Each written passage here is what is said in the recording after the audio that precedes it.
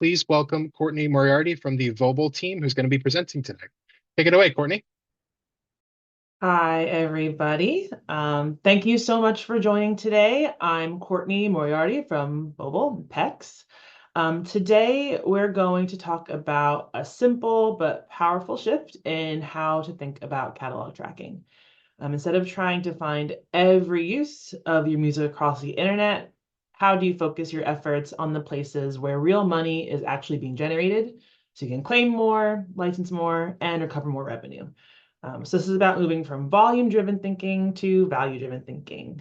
Next slide, please.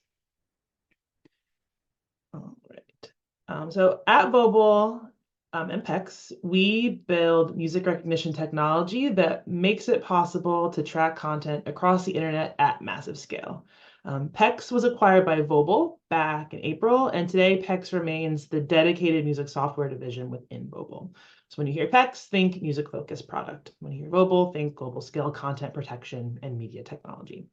Our tech is used for claiming, fraud prevention, commercial licensing, black box royalties, and most recently, AI song detection. We work with major labels, publishers, distributors, CMOs, and platforms.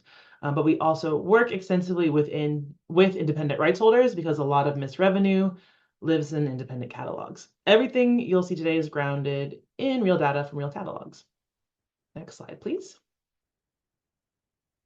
All right, so before we talk about monetization, I just want to level set on how we're identifying music because this is foundational. Everything we do is based on digital fingerprinting of the audio itself, not file names, not titles, and not embedded metadata. That means we're matching against the actual sound recording, the sonic fingerprint, which is more accurate and far more resilient to bad or missing metadata. Why does that matter? Because most real world uses today involve audio that's been clipped or shortened, sped up, slowed down, pitch shifted, mashed up, recorded in noisy environments. And metadata can break in those situations, but fingerprints don't. Using digital fingerprinting, we can identify very short samples, even around 1 second, match those sped up or slowed down audio, detect pitch shifts, recognize mashups, remixes, and full track mixes, and also identify like alternate versions of those recordings. Beyond master recordings, we also support melody matching and phonetic matching for cover song and live performance, as well as vocal expression and phonetic matching. Not lyric expression, not the lyric text, but the phonetics of the composition. We can also do music versus non-music classification. So instead of asking, like, does this video's metadata say my song with title, we're asking, does this audio fingerprint match your recording? So we go to the next slide. All right, so a small percentage of content provides the most value. You don't need to find the most content, you need to extract the value from the most important content. And so that's going to bring us to our first poll. So I'll give you guys like a few seconds just to answer this poll.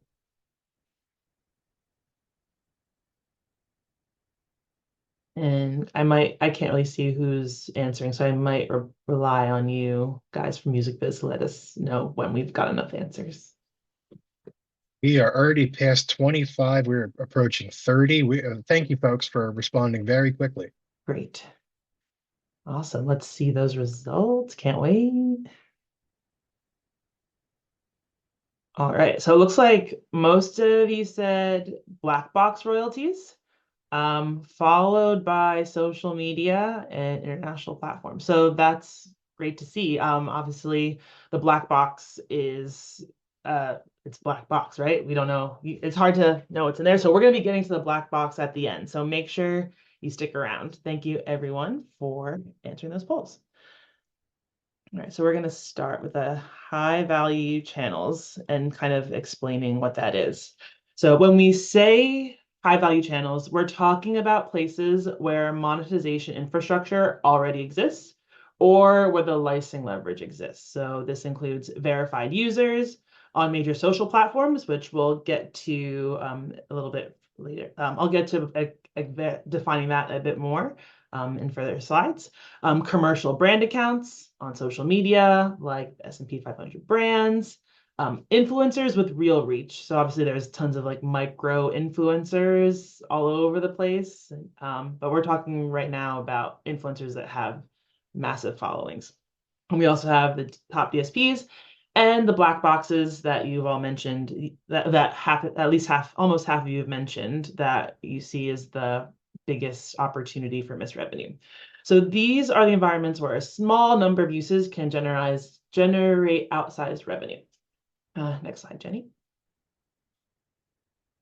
All right, so we tracked Stick Season by Noah Kahan across social media, and we found 26,000 videos in total, but only 234 had more than 500,000 views, and only 118 had more than 1 million views. And what's even more interesting is 23 of those million plus uploads were uploaded by verified users. So we can dig in a bit more to verified users here. Because what I see, I mean accounts that the platforms themselves have designated as authentic, notable, or influential. So again, we were talking about brands, public figures, major creators.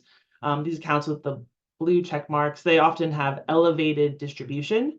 So these are the accounts that are most likely running monetized content, paid partnerships, brand back campaigns. And that's a perfect example of how the value clusters here, like it did with Stick Season. So the money is not evenly distributed. It concentrates in specific videos on specific accounts. And if anyone's curious, the one upload that was not on one of these major platforms, it was on SoundCloud. So we can go to the next slide. All right, so commercial uses of music on social platforms represent one of the largest untapped licensing opportunities for rights holders today. Brands and businesses are constantly using music in organic posts, paid campaigns, and influencer activations. So in many cases, that usage can be happening without a direct license, and not because the brands are being malicious, but because social media workflows have normalized pulling music from platform libraries without thinking about underlying rights. And the platform commercial libraries are pretty opaque at this point, and it's not quite clear what's in them. So we're working on understanding their contents more over here at PEX. Even without knowing exactly what's in the libraries, their use still creates rights holder opportunities. Every time your music appears in brand content, that is a potential direct brand license, a retroactive license, or a pathway into an ongoing relationship. And that's where discovery comes in. Because discovery continuously monitors major social platforms and automatically surfaces high value videos using your music. And we prioritize these by these verified accounts. We look at views and engagements, and we also, look at those brand and commercial accounts as well. So instead of sifting through millions of casual UGC posts, you can immediately see the uses that are most likely to drive licensing conversations. So discovery, it's not just about finding more uses, it's about finding more licensable uses. All right, next slide, Jenny. All right, so we also tracked over 40 Taylor Swift songs across social media, and we identified 48 million videos in total. Zooming in here, 50 of those videos were uploaded by S&P 500 brands, and 4 of those brands' videos had over 500,000 views. So again, it's just another example of those 50 videos mattering way more than millions of casual clips, and gets that value cluster. Next slide, we have another case study we can take a look at. So this is a case study of a Discovery customer, a large production music library, and they use Discovery to track 10,000 songs. They claim roughly 20,000 YouTube videos per month, which this effort generates nearly 60,000 in monthly YouTube revenue, about a 3-time return on their investment. So in addition to making those claims, they're also identifying major creators and brands using their music to push licensing conversations and also to help drive subscriber growth. Next slide, Jenny. All right, so another major blind spot is modified versions of your songs on DSPs. We've all seen it before, sped up, slowed down, pitch shifted, re-uploaded versions. With the rise of Gen AI platforms, it's easier than ever to modify a song, let it and enough to slip through most detection software. As I mentioned before, we are particularly good at detection even with those modifications. We find hundreds and thousands of these modified songs all the time. In each new ISRC we discover, can increase your market share, right? Your streaming revenue and downstream mechanicals.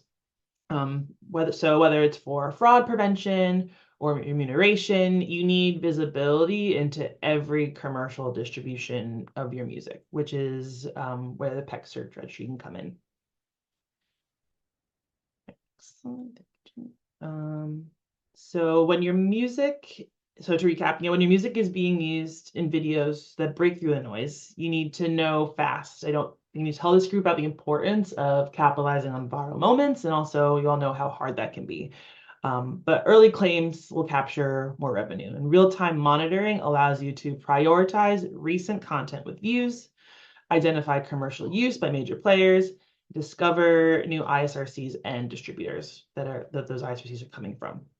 So it's the difference between reactive enforcement and proactive monetization, which is going to bring us to our second poll.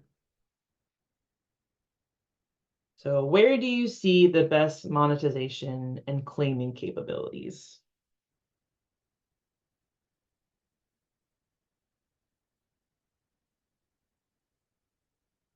Very curious about this one.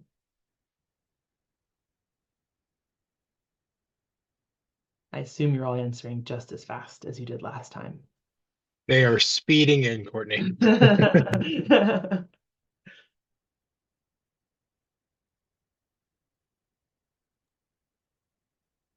All right, give it a few more seconds.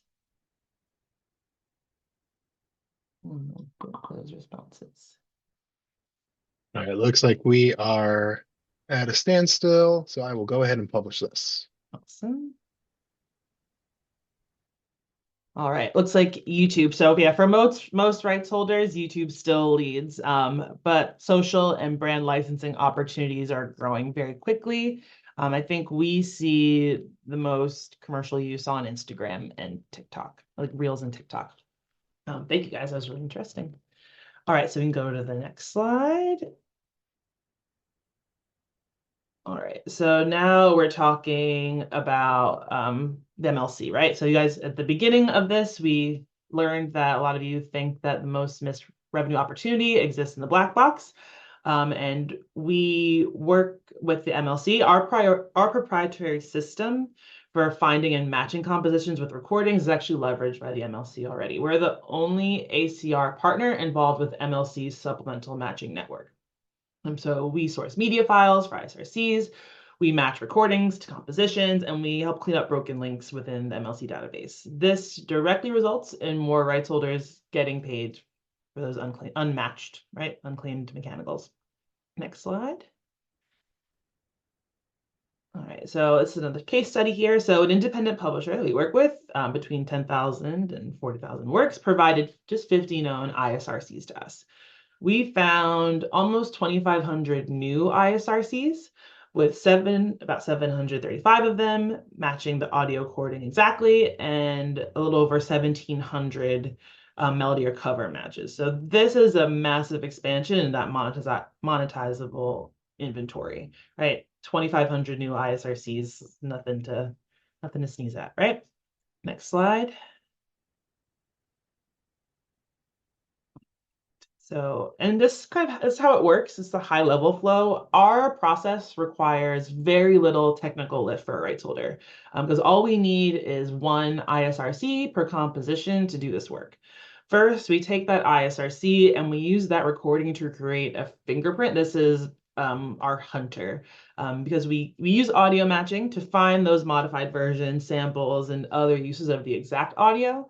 But we can use the melody and phonetic fingerprint to find the covers and live versions in our own registry, right? And then we can do the same thing within the MLC black box. We then return a report of those unmatched recordings, prioritizing the ones with the highest revenues to the rights holders so that they can go ahead and do the matching within the MLC. The digital fingerprinting finds what the metadata misses. So, if we have let it be it let be it, right? It doesn't matter what if the metadata is incorrect, it doesn't really affect us because we're looking at the fingerprints. But we can also use metadata to enrich this, but we always rely on the fingerprints first. Next slide. All right, so recap here. So verified and commercial social accounts contain the highest value UGC. Knowing where your catalog is distributed and by whom will unlock revenue. Black boxes are searchable even without audio files. Because like I said, all we need is the ISRC. We can create that. You just gotta stop looking for needles in haystacks, right? You have these haystacks, and every single needle you find is gonna. I'm The needle is worth the most money, right? All these different pieces of straw, we don't need those. We just want those needles. So track your content against the high value channels, and you're gonna see it's much more efficient. So next slide.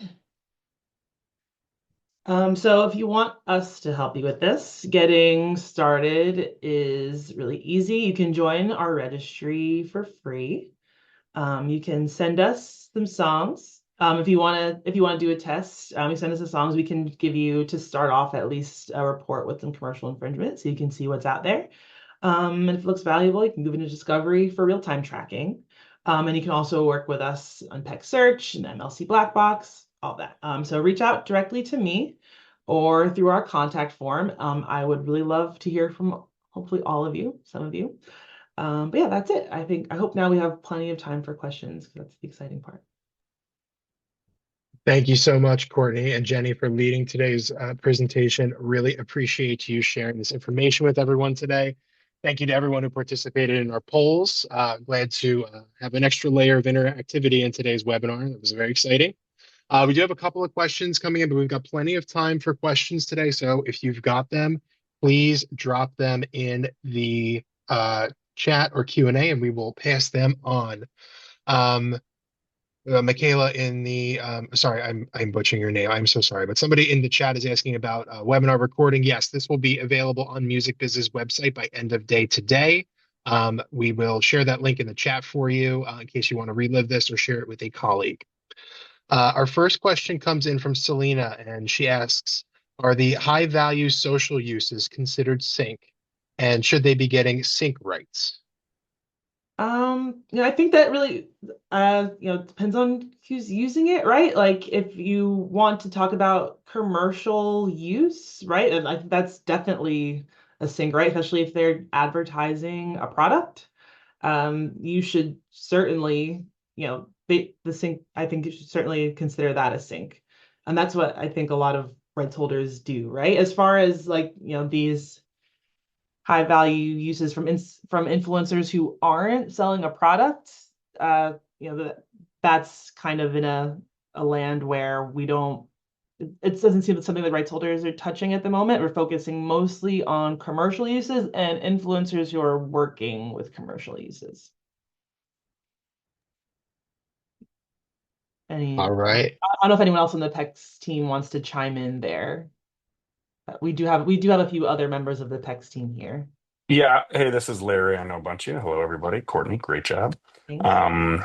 I think the answer to depending on the platform, as you guys know, there's also the claiming opportunities when you think about high value. So some of these high value channels, our partners are using what we find purely just to claim, use the YouTube content ID, use, the services on TikTok and Instagram and Meta. So some are commercial uses, as Courtney says, that require a straight sync if it's a brand, but others are just finding things that haven't been found by the platforms that have monetization already built in.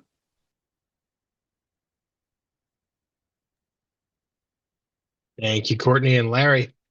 Our next question comes in from Sarah in the chat. regarding audio printing. Can the audio print include slow and reverb versions of songs or sped up and slow down songs? And it looks like Larry, you just answered that question with yes. Yeah. So, and just to kind of put a little bit more like detail in there. So our fingerprinting is best in class. It's extremely precise. And so we, like, for instance, we don't need multiple versions of the thing. Like, we don't keep a slowed down version, a normal version, a sped up version to match against. We just need that one version. And because our fingerprinting is so precise, we can then identify those modifications when they come through our system. All right. Our next question comes in from Lasan. Question is, if a new ISRC is made from our song but uploaded by someone else, can we reclaim it from them? Yeah, you should, especially if they're using your audio recording without your knowledge or clearance or what have you. You know, we have plenty of partners who use us to find these unknown distributions and, you know, issue takedowns, get licenses for samples, stuff like that. Absolutely. You can, once you get the ISR, as far as what we do, we don't make any licensing decisions. We don't contact people on behalf. We're simply making the identification so that the rights holder can go ahead and do what they need to do with that data. Next question comes in from Joe, and he asks, do you track content on Sirius XM? Not currently, no. Marissa writes in and asks, how does Vobal/PEX compare to other tech out there, such as All Verified? Typically, do you work more on the master side or the publishing side? So I'm not super familiar with All Verified. I don't know if anyone else here from PEX is, but we work with both rights holders on the master side and the publishing side, because we can use our very precise fingerprint for melody matching. So that's matching to the underlying composition, not just the audio. We can help publishers find more recordings of their compositions, and with those ISRCs to match back to those compositions to help enrich their data. As I mentioned, we also, in the presentation, we also work within the MLC black box to help you get your unmatched mechanical royalties in there. And on the master side, we can obviously do the audio matching as well. So we can help you on both sides of the copyright.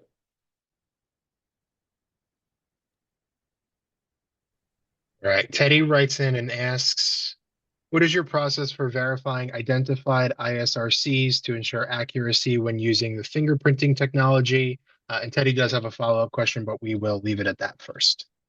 Perfect. So when it comes to verifying the ISRCs, so it's a good opportunity to talk a bit more about the registry. So the PEX Search registry is roughly, it's over 100, well over 100 million tracks. And we get this data directly from rights holders. So we have direct feeds with some, and we get feeds from distributors. So they're sending us ISRCs that they are, for the most part, distributing commercially, right? So when we get these fingerprints to compare it to the registry, these are ISRCs that have actually been commercially distributed to DSPs. Now, when it comes to actually verifying these ISRCs, as far as rights management, that really is on the rights holder to do so once we make these identifications for you, right? Because like I mentioned, we're not making any decisions on what's allowed to be out there and what's not. What our tech does is make these identifications so the rights holders have the data to act as quickly and as accurately as they can. And Teddy's follow-up is, do you come across any issues with false positives with the fingerprinting technology, and how do you handle this? I'm actually, Brian, sorry to put you on the spot, but if you could answer that. Brian Boyes is here. He's our head of product, so he might better answer that than me. Yeah. Hey, folks. Nice to meet you all. So false positive is obviously an issue for any kind of fingerprinting technology. Our system is optimized to minimize false positive. It's actually Our background is really in that kind of claiming world where being able to make the correct identification is the most important thing. So we have a very, very, very low false positive rate. If there are any false positives, we're usually working very closely with our customers on that, and we can look at our algorithm and see if there's anything that needs to be tweaked. There's usually a reason for a false positive. Again, we're talking like fractions of a percent of false positives that we do generate.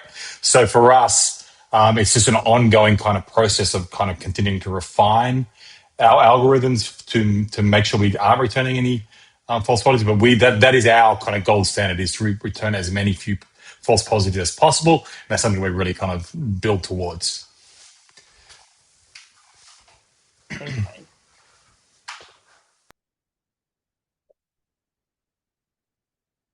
Great. Our next question comes in from D, who asks, how far back in time can you go back with search?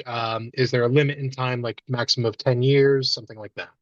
So when it comes to search, the fingerprints, like I said, they're available through this registry of commercially distributed tracks. So once they're in the registry, they're gonna stay there, unless a distributor decides to remove them from the registry. When it comes to discovery, which is the UGC tracking tool, it is a real-time only solution. If you need to look back on a case-by-case basis, we may be able to help you. But now it's just, so you would add an asset into your Discovery CMS, and as soon as you add that asset, we would then start to find new copies. Now, if the way it works, we may find an older copy, right? It's just kind of, but because we're also kind of focusing on high value content, it's more likely that you're gonna just get new stuff. Jumping back in to the false positives conversation, Mark writes in and says, we can confirm in our past experiences with PEX and Vobel that when there was a false positive, their team responds fast in a highly collaborative manner. So thank you for sharing that, Mark. That adds some great context to the conversation. Folks, we are coming up on the end of questions. So if you've got any more to drop in, please feel free to drop them in. We've got time to answer them. Our next one comes in from Andrea, and she says, what other black boxes are available for searching other than the MLC? So currently it is we are working only in the MLC black box. We are definitely exploring other black box opportunities. For instance, I see Larry is unmuted, so I'm gonna let him Okay, Courtney, you know me too well. Specific black boxes, obviously, are the MLC. They have one. But if you think about other platforms, all the missing money, some of it has been collected. So PROs collect and CMOs collect on what's called YouTube General Entertainment files. That is, in essence, a black box. So, unallocated monies that are held by PROs, by CMOs, they all get unlocked in different ways. So, for example, knowing more ISRCs, which Courtney touched on, can unlock some of the black box money that's available to you through your PRO, for example. So again, knowing TikTok, I know that's kind of the next question here, but obviously some of the things that are happening on TikTok, and Courtney can get into it, how we can find sound IDs that you may not know about, where the money is being paid potentially to a sound recording owner where there is no publishing associated with it. So I would think of black box as missing money. May not be definitely called a black box, but there's money being held for you on platforms as soon as you identify and can attribute that you're the owner of that content.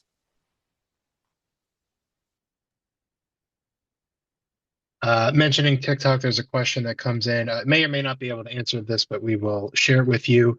Maria asks, we have a TikTok deal through HFA, I'm assuming Harry Fox. Are you saying that HFA is not capturing all of those uses?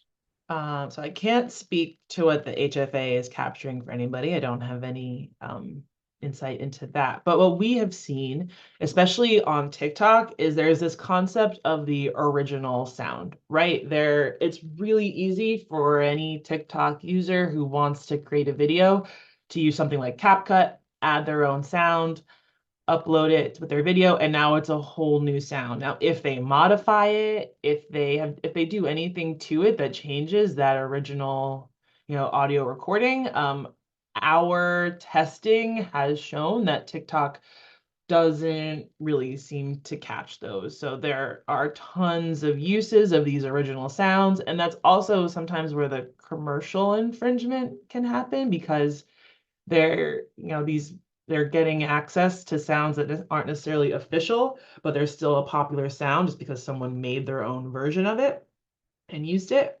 And that is often a way that things slide through there. So like I said, I can't speak to what HFA is finding, but that's what we've noticed. Thank you for that, Courtney.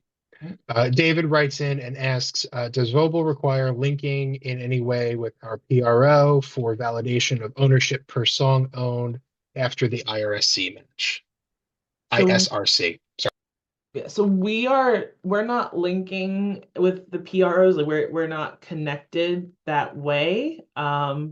Basically, you using PEC search to find all these new ISRCs, if you're able to take a listen, right, figure out if these actually should be matched back to your composition, and then working with your PRO to make those matches. Larry might want to chime in there too, but that's where, like I said, we're only making these identifications. And the rights holders are then kind of taking the data that we provide them and working with these other organizations to make sure that they're getting their proper revenue. Yeah, you don't need, like, for our system, and I think there's a question later about which one should the artist use if there's multiple ISRCs. Whatever information you're giving us is what we're responding to. We don't need proof of ownership. We're not a rights agency, right? We're not dealing with the dispute if two different people ask for the information around a specific song. So that's not how we operate. Like I said, we're not tied to the PRO. We're not collecting your money for you in that sense. So as Courtney put it, right, we're in the data business. We're not in the collection business. We will go to that ISRC question since you queued it up, Larry. Lasan asks, when a song has multiple ISRCs for the same audio, which one should the artist use? I'm not sure I totally understand this question. Like if you as the artist have put out multiple versions, like, obviously there's different releases, singles, EPs, put on the whole album. I think, all of those uses are valid, right? And listeners are going to find your recording however they do. Now, when it comes to ISRCs that are out there without your knowledge, that's again kind of up to the rights holder to decide, right? Like, do you want to leave it up? Is it something that's getting a lot of interest and you want to make sure it's up there so that you can hopefully get the piece that you're owed of that, right? Or have it drive back to your original recording some way, and that's kind of up to the artist, right? But and then or do you want to take it down, right? That is, like, we are, again, every situation is different, and so if it comes to getting the most revenue possible, do you want to have as many recordings as possible out there, or do you want people listening to one? That's kind of up to you.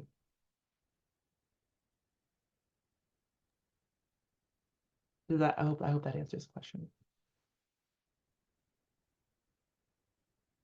Excellent. Our next question comes in from Micah, who asks, what are the differences between the free version of Vobel and paid tiers? So we don't really offer a free version. If you want to work with me on some testing, I will be very happy to, without any kind of charging, if you're looking for a bit of sample data or trying to figure out, if we are the right partner for you, that's absolutely something that we offer. But we don't really have a free tier. We got one more ISRC focused question. Michelle chimes in and asks, what do you mean by multiple ISRCs being created from a recording and initial ISRC? How do these ISRCs come about if it's the same recording and not a cover? Well, what we see is multiple releases. So, you have an artist who puts out a single, and that's one ISRC, and then there might be a remix that has a different ISRC, right? Or there might be a soundtrack and that song has a different ISRC. So that's kind of what we see mostly in our registry when we're talking about multiple versions of the same ISRC. And then of course we have the covers as well, but there's often very many versions. I've seen some entries in our registry where the same recording can have like up to like 20 ISRCs. And we when they get delivered to our registry, we keep all of them so that when you're looking against it, you can find every single version of that. Susie writes in and asks, would it cause a conflict if a rights holder registers a song that's already registered by a DSP? Not in our system, because we're not like a rights management organization or anything. All we're doing is kind of collecting this data and making it available to customers who want to search against our registry. And D asks in and asks, do you need to have an ISRC to do a search, or can you use another search queue? No, we actually prefer to have the recording, right? Because we don't do metadata matching. We actually take that fingerprint. So if you have a music video or an MP3 or something that you would like to use, you can use that as well. We use the ISRC in cases where the rights holder may not have access to the recording. But we can absolutely do that. But for our system, we still prefer to have the recording first.